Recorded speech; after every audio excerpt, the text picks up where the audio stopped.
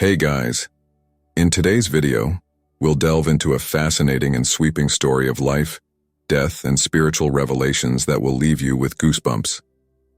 Let's follow the account of Benedict Eastwood, a man who has had paranormal experiences since childhood and received a prophetic warning during a near-death experience. If you are interested in mysteries of the afterlife, spirituality, and revelations about the future, then stay until the end, because this story will surprise you. And don't forget to like, subscribe to the channel, and turn on notifications so you don't miss any content like this. Now get ready, because what you're about to hear could change your perspective forever. Hello, my name is Benedict Eastwood. I'm 62 years old and have lived in Boulder, Colorado since I was born. I have been married to Patricia for almost 40 years, and we have one son, Henry. I've worked as an accountant my whole life, but I've always been a very spiritual person. Not that I was very religious in the traditional sense, but I always had a strong connection with what I would call the other side. Since I was a child, I had experiences that many people would call paranormal. I remember seeing things that others didn't see, feeling presences that no one else noticed. My family used to say we were touched, as if we had a special gift. At the time, I didn't really understand what this meant, but over time I learned to deal with these sensations and experiences. Throughout my life, I have been through many difficult things. I had cancer, I suffered a violent robbery, I lost loved ones, but nothing compares to what I experienced in January 2023. That's when I had my near-death experience, or NDE, as some call it. It was something that completely changed my worldview and my understanding of life and death. I'm sharing this story not because I want to attract attention or make myself special. In fact, I am a very ordinary person, with a very ordinary life. I didn't write books about it, I didn't create any group or movement. I just feel like I need to tell you what happened to me because maybe it can help other people understand that there is so much more to life and death than what we can see or touch. So if you're willing to listen, I'd like to share my journey. It's a story about life, death, and what lies beyond it all. It's about how I faced my biggest fears and discovered a truth that changed everything for me.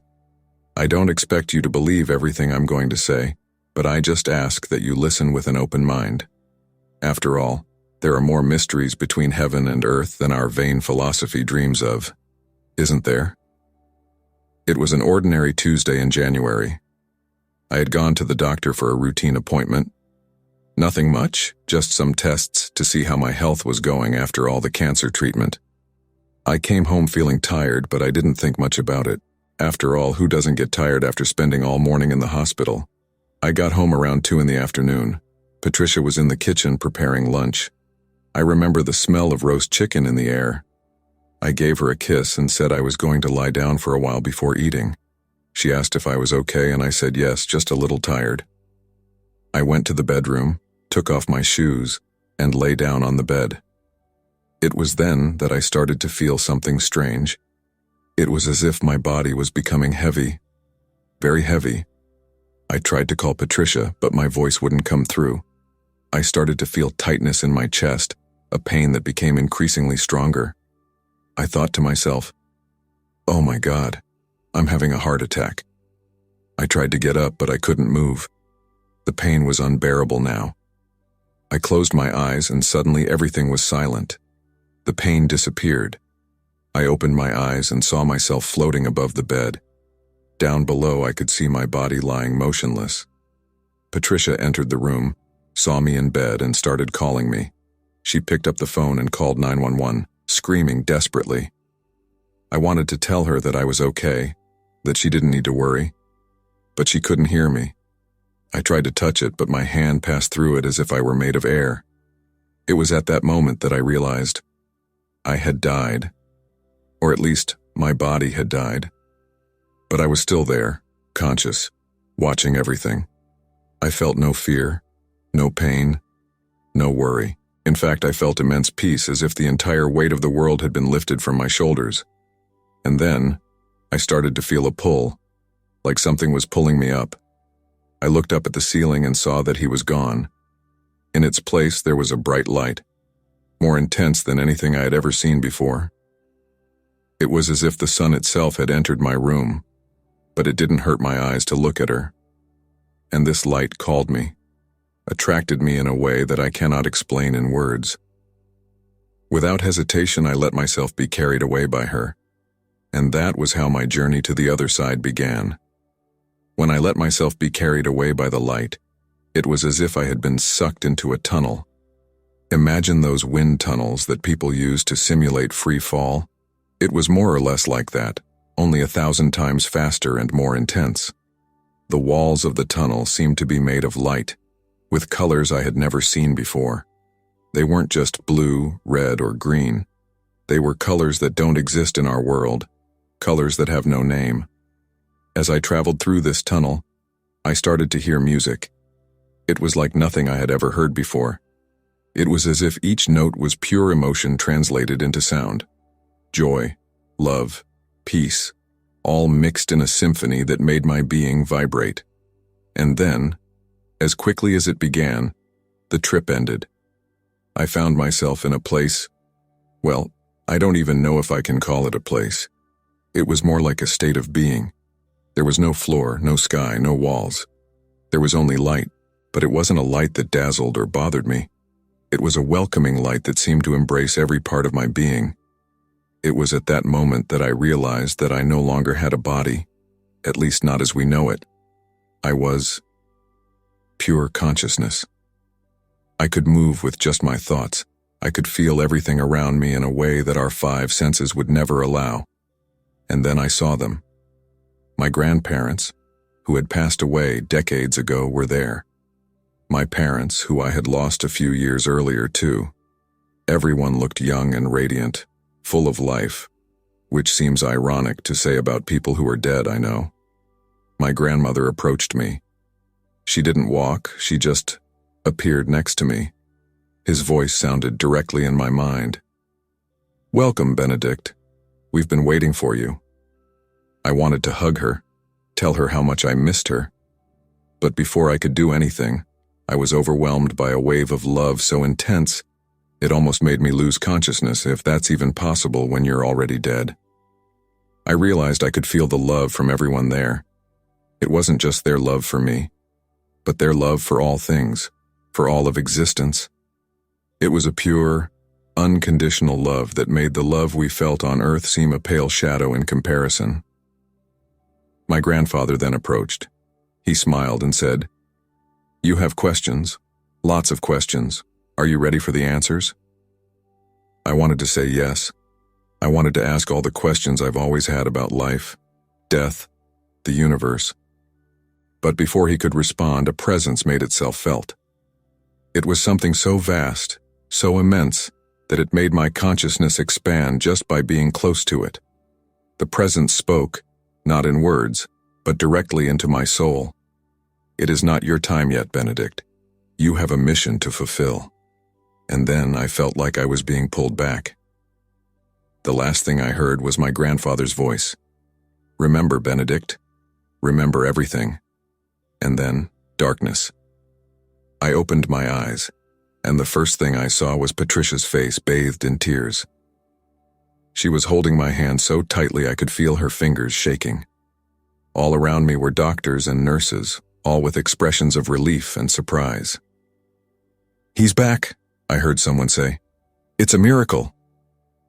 I tried to speak, but my throat was dry and sore. There was a tube in my mouth that prevented me from uttering words. Patricia leaned over me, kissing my forehead. "Oh, Ben," she sobbed. "I thought I lost you."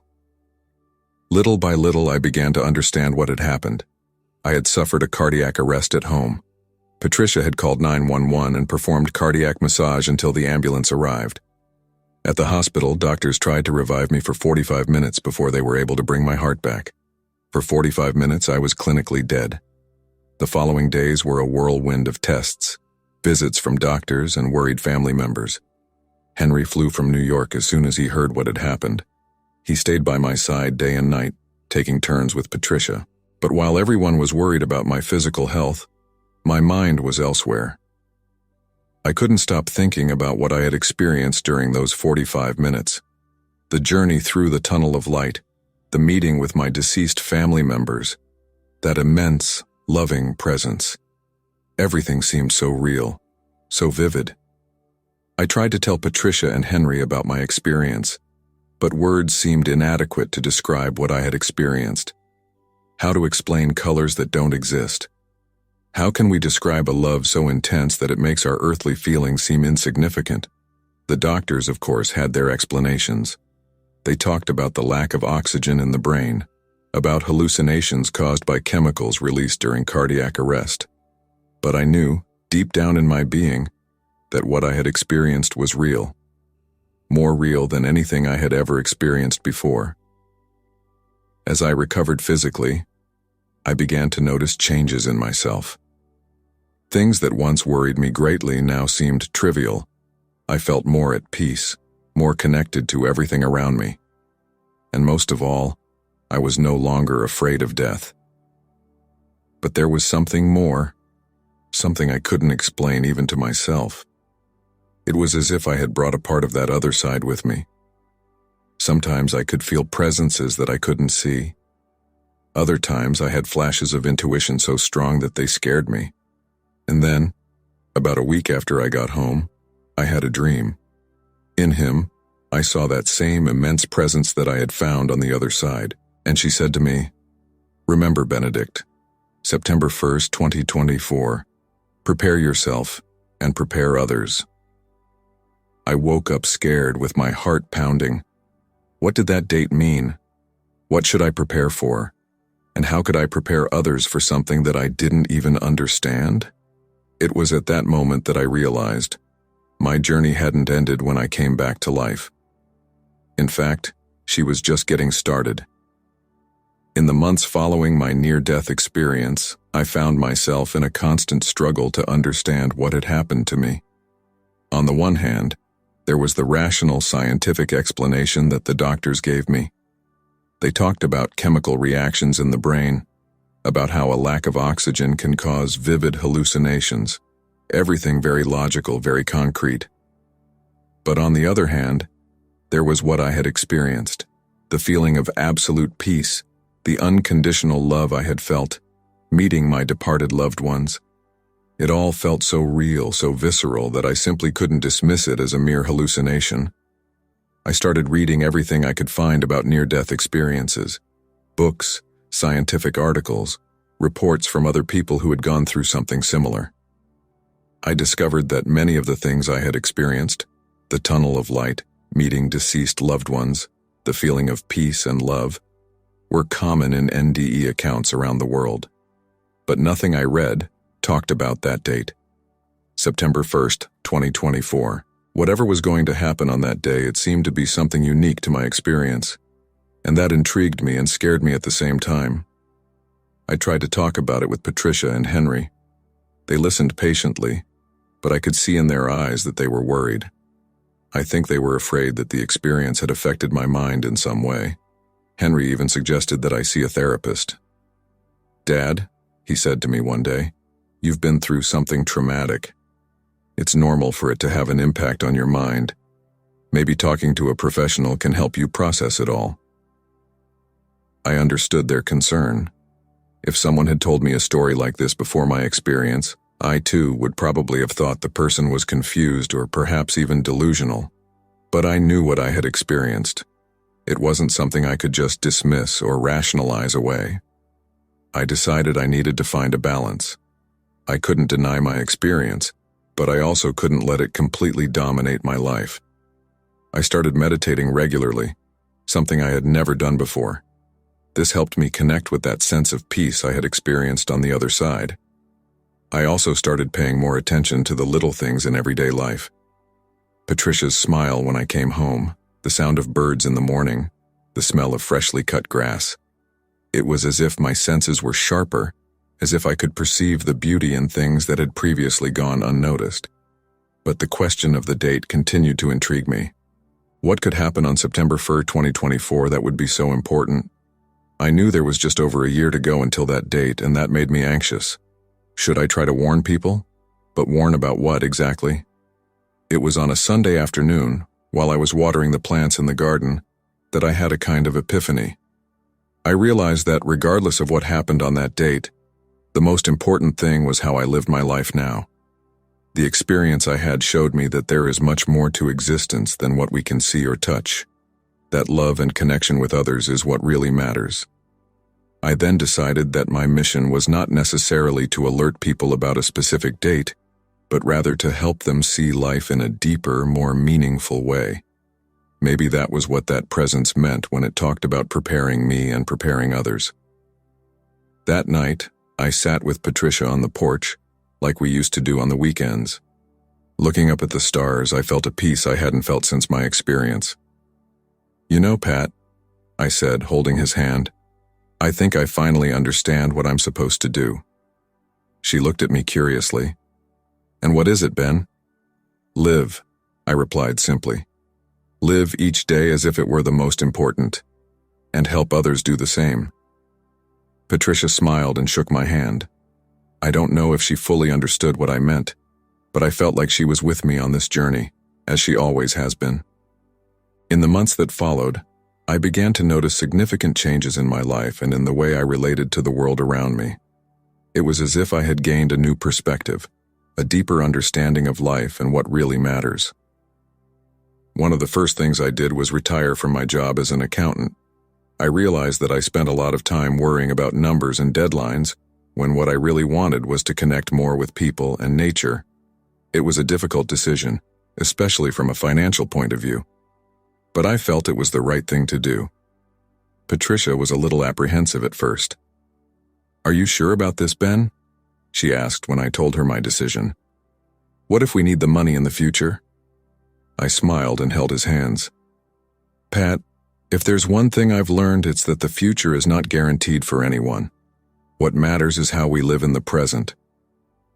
I started spending more time in the garden, growing flowers and vegetables. There was something deeply satisfying about watching plants grow, about caring for them day after day. I felt connected to the earth in a way I had never experienced before. I also started volunteering at a local hospice.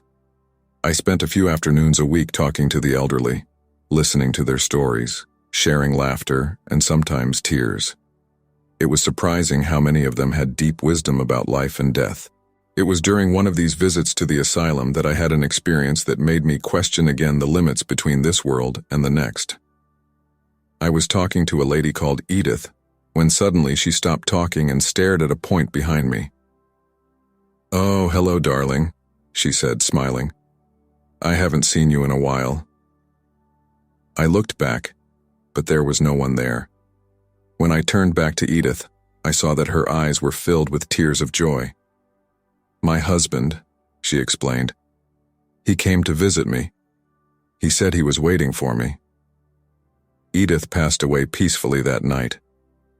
I wondered if she had really seen her husband, if somehow the veil between the worlds had grown thinner for her in her final moments. These experiences made me reflect on my own journey. Sometimes I found myself thinking about the date that was revealed to me, September 1st, 2024. What could happen on that day? Would it be something personal or something that would affect the whole world? I tried not to obsess about it, but it was hard not to think about it. I started paying more attention to the news, looking for signs or events that might be related. Wars, natural disasters, scientific advances. Everything seemed potentially significant. Patricia noticed my concern. One night, while we were sitting in the living room watching TV, she turned off the TV and turned to me. "Ben," she said softly, "you're losing yourself in all this. Remember what you told me about living in the present?" His words hit me like lightning. She was right, of course. I was so focused on the future on this mysterious date that I was letting the present slip through my fingers. That night, lying in bed, I made a promise to myself. I would continue to prepare for whatever was going to happen on September 1st, 2024, but I wouldn't let it consume my life. After all, each day is too precious to waste worrying about the future. And so, with that resolution in mind, I fell asleep, grateful for another day of life and looking forward to what tomorrow might bring. As time passed, I began to notice something curious. It seemed like my near-death experience had made me more sensitive, for lack of a better word. It wasn't something I could easily explain, but it was like I could feel the emotions of those around me in a more intense way. One day, I was at the supermarket shopping when I noticed a woman in the checkout line. She seemed perfectly normal to any casual observer, but I could feel a deep sadness emanating from her. Without thinking much, I approached. "Excuse me," I said. "I hope you don't think I'm being intrusive, but is everything okay?" She looked at me in surprise, and then her eyes filled with tears. "Not really," she replied. "I just lost my dad and, well, it's been hard." We talked for a few minutes right there in line at the supermarket. I didn't say anything extraordinary, I just listened and offered some words of comfort. But when we said goodbye, she seemed lighter, as if she had left some of the weight she was carrying behind. Situations like this started to happen more frequently. It was as if I could tell when someone needed help, even if they didn't show it outwardly. Patricia joked that I had developed a sixth sense. "You've always been an empathetic person, Ben," she told me once. "But now it's like you have radar for people needing help." I smiled, but I couldn't help but wonder if it had any bearing on my experience on the other side. Had I brought some of that universal connection with me? This new sensitivity was not limited to just people. I started to feel a deeper connection with nature too. I spent hours in the garden, not just taking care of the plants, but really feeling their energy, their life. Sometimes I swore I could hear soft, almost imperceptible music coming from the trees and flowers. It was during one of these moments in the garden that I had another experience that left me intrigued. I was pruning some rose bushes when suddenly I had a vivid vision. I saw a group of people gathered in a circle holding hands. They were in a place I didn't recognize, but it appeared to be outdoors, perhaps a park or a forest clearing. In the center of the circle, there was a bright, pulsating light. The vision lasted only a few seconds, but when I came to, I was panting and my heart was racing. What did that mean? Could it be some kind of premonition? That night I told Patricia about the vision. She listened to me carefully, as she always did. "Do you think it has something to do with, that date?" she asked hesitantly. I sighed. "I don't know, Pat. It could be. Or it could just be my imagination working overtime." But deep down, I felt there was something more. It was as if all these experiences, the heightened sensitivity, the unexpected connections, the visions, were preparing me for something. Something I still didn't fully understand. As I got ready for bed that night, I couldn't help but think about how my life had changed since my near-death experience. It was as if I was living in two worlds at once. The physical, tangible world, and a world of invisible energy and connections. And somewhere between these two worlds was the mystery of what would happen on September 1st, 2024. It was less than a year away now, and I still had no idea what to expect. But I was sure of one thing: whatever it was, I would be ready to face it. As time passed and we approached the date of September 1st, 2024, I began to feel a growing urgency. It wasn't just curiosity about what might happen that day, but a deep feeling that I needed to do something more, something concrete to prepare people. One day, while walking through the park near my house, I had an idea. Why not start a discussion group, a place where people could come together to talk about spirituality, about the meaning of life and death, about how to live in a more conscious and connected way. I talked to Patricia about it that night. She looked at me with a mixture of concern and pride. "Are you sure about this, Ben?" she asked. "Won't it be too, exposing yourself too much?" "I understand your concern. After all, I have always been a very private person." The idea of talking openly about my near-death experience to a group of strangers was intimidating, to say the least. "I think I need to do this, Pat," I replied. "I feel like it's important. I can't explain it, but it's like I was prepared for this." Patricia smiled and took my hand. "Then do it. I'll be by your side, as always." In the following weeks, I dedicated myself to organizing the group. I placed ads in the local library and the neighborhood church. To my surprise, the interest was immediate. At the first meeting, I expected maybe 5 or 6 people to show up. But when I arrived at the small hall I had rented, there were more than 20 people waiting. At first, I was nervous. But as soon as I started talking, I felt a calm wash over me. I told him about my experience, about what I had learned, about how it had changed my worldview. People listened attentively, some with tears in their eyes. After I finished speaking, I opened space for questions and discussion. It was amazing to see how people opened up, sharing their own experiences, fears, and hopes. Some talked about losing loved ones, others about moments of deep spiritual connection. One woman shared her own near-death experience, which had many similarities to mine. As the weeks went by and the group grew, I began to notice a pattern. Many people talked about a feeling that something important was about to happen. Not necessarily something catastrophic, but a significant change. It was as if there was an energy in the air, a collective expectation. This made me think again about September 1st, 2024. Would it be possible that other people were feeling something related to that date, even without knowing exactly what it was? One day, during one of our meetings, I decided to mention the date. I didn't tell them about the specific vision I had had. I just asked if anyone felt anything special about that date. The silence that followed was deafening. Then, slowly, people started talking. One woman said she had repeatedly dreamed of this date. One man mentioned that he had felt an inexplicable urge to move to the countryside before the end of August 2024. I was astonished. It was more than I expected. Clearly, I wasn't the only one who felt something important was coming. That night, lying in bed next to Patricia, I couldn't sleep. My mind was filled with thoughts and questions. "What do you think this means, Pat?" I asked in the dark. She was silent for a moment before responding. "I don't know, Ben. But I think you're doing the right thing, helping people prepare for whatever it is." I nodded, even though I knew she couldn't see me in the dark. She was right, of course. Regardless of what happened, the important thing was to help people prepare spiritually and live in a more conscious and connected way. The months passed, and before I knew it, we were in 2024. The date that had been revealed to me during my near-death experience was quickly approaching, and I felt a mixture of anxiety and anticipation rising within me. Our discussion group had grown significantly. We now met twice a week, and the hall was often packed. People came from all over the region to participate, some driving for hours to be there. One night during one of our meetings, a young woman named Sarah raised her hand to speak. She looked nervous but determined. "Mr. Eastwood," she began, I had a dream last night.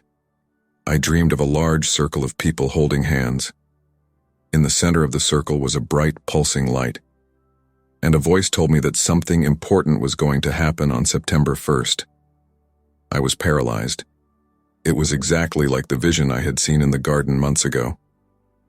I looked around the room and saw that many others seemed equally affected by Sarah's description. "Has anyone else had similar dreams or visions?" I asked, my voice shaking slightly. To my surprise, several hands went up. One by one, people began to share surprisingly similar experiences. Circles of people, bright lights, feelings of impending change. That night I came home feeling like I was walking on a cloud. What did all this mean? Could it be possible that all these people were connecting with the same energy, the same vision of the future?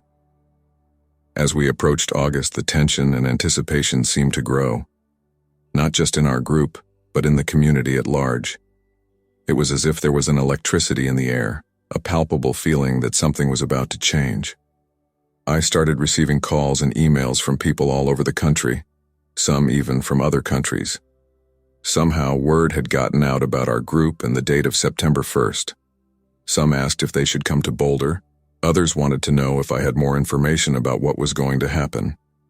The truth is that I didn't know any more than they did. All I had was my experience, my intuition, and the growing sense that we were on the brink of something monumental. A week before the date, Patricia and I were sitting on the porch, watching the sunset. The sky was painted in shades of orange and pink, a spectacle of beauty that seemed almost surreal. "Ben," Patricia said softly, "what do you think will happen?" I sighed deeply. "Honestly, Pat, I have no idea. It could be anything. Or nothing. Maybe it's just an internal shift, a collective transformation of consciousness. Or maybe—" I left the sentence hanging in the air, unable to articulate the possibilities running through my mind. Patricia shook my hand. "Whatever it is, we're in this together. All of us." I nodded, feeling a rush of gratitude for his constant presence and unwavering support. In the days that followed, the city seemed to vibrate with an unusual energy. More and more people arrived, some camping in parks and open areas.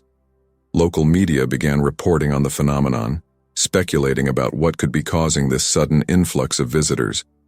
And then, finally, the day before September 1st arrived. That night we held a special meeting of our group. The hall was packed, with people huddled in the hallways and even outside, listening through the open windows. I looked at all those faces, some anxious, others hopeful, all united by a common expectation. I took a deep breath and started to speak. "Friends," I said, "I don't know what tomorrow holds, but I do know this. Whatever happens, what's important is how we choose to live each moment. The lesson I've learned on my journey is that love, compassion, and connection are what truly matter. So whatever tomorrow brings, let's face it together, with open hearts and prepared minds." A murmur of agreement passed through the room. I felt a wave of emotion wash over me, a mixture of fear, expectation, and above all, hope. As I walked home that night, hand in hand with Patricia, I looked up at the starry sky. Whatever tomorrow brought, I was ready to face it. It's difficult to describe the atmosphere on the morning of September 1st, 2024. I woke up before dawn, my heart beating fast with a mix of anxiety and anticipation. Patricia was already awake, sitting on the edge of the bed, her hands clasped in her lap. "The day has come," she said softly when she noticed I was awake. I nodded, unable to find adequate words to express the whirlwind of emotions I was feeling. Together, we stood up and prepared ourselves in silence. It was as if every action, brushing your teeth, putting on your clothes, had an added weight, a meaning that it normally wouldn't have. When we left the house, the sun was just beginning to peek over the horizon, painting the sky with soft shades of pink and gold. The streets of Boulder, normally quiet at this time of morning, were surprisingly busy. People walked in small groups, all appearing to be heading towards the same place, the city's Central Park. When we got there, I was struck by the scene that awaited us. Hundreds, perhaps thousands of people were already gathered. Some sat in circles, silently meditating. Others stood in small groups, talking in low voices. I saw familiar faces from our discussion group, but also many strangers, people who had come from far away, drawn to something they themselves didn't fully understand. Sarah, the young woman who had shared her vision in one of our meetings, came to us. "Mr. Eastwood," she said, her eyes shining with a mixture of fear and excitement, "what should we do now?" I looked around, feeling the weight of all those people's expectations. For a moment, I felt a wave of panic. What if nothing happened? What if this was all just one big mistake? But then, I remembered what I had experienced during my near-death experience, that feeling of peace, of connection with something bigger than myself, and I knew what we needed to do. "Let's form a circle," I said, my voice firmer than I expected. "All together." The word spread quickly. People began to move, forming a huge circle that stretched across the entire park. I took Patricia's hand on one side and Sarah's on the other. Around us, others did the same, until everyone was connected. A deep silence fell over the park. It was as if the air itself had stood still, waiting. I closed my eyes and took a deep breath, feeling the energy flowing through the circle. And then, it happened. It was as if a wave of light and energy passed through all of us simultaneously. I didn't see it with my physical eyes, but I felt it in every fiber of my being. It was as if, for a moment, the veil between this world and the next had become paper thin. I opened my eyes and saw that others had felt it too. Some cried silently, others smiled with radiant joy. Many looked in shock, as if they had just woken up from an intense dream. There was no cataclysmic event, no visible physical changes in the world around us, but something had changed, I was sure of that. It was as if we had taken a collective step toward a higher consciousness, a deeper understanding of our connection to each other and the universe. In the days and weeks that followed, people began to share their experiences. Many spoke of visions of peace and global unity.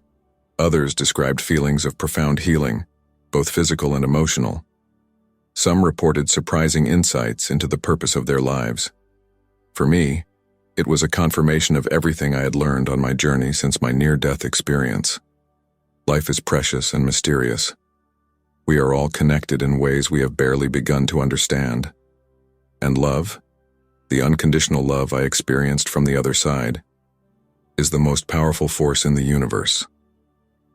Now, as I write these words, I don't know exactly what the future holds.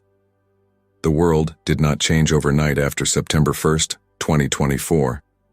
There are still challenges, conflicts, and suffering. But there is also a new awareness growing, a deeper understanding of our interconnectedness and our potential as human beings. My journey continues, as does the rest of us. But now I know, with a certainty that comes from the depths of my soul, that we are not alone on this journey. We are all connected. We are all part of something bigger than ourselves. And that, in the end, is the most important message I brought from my experience on the other side. Love is real, it is eternal, and it is within reach of all of us. We just need to open our hearts to feel it,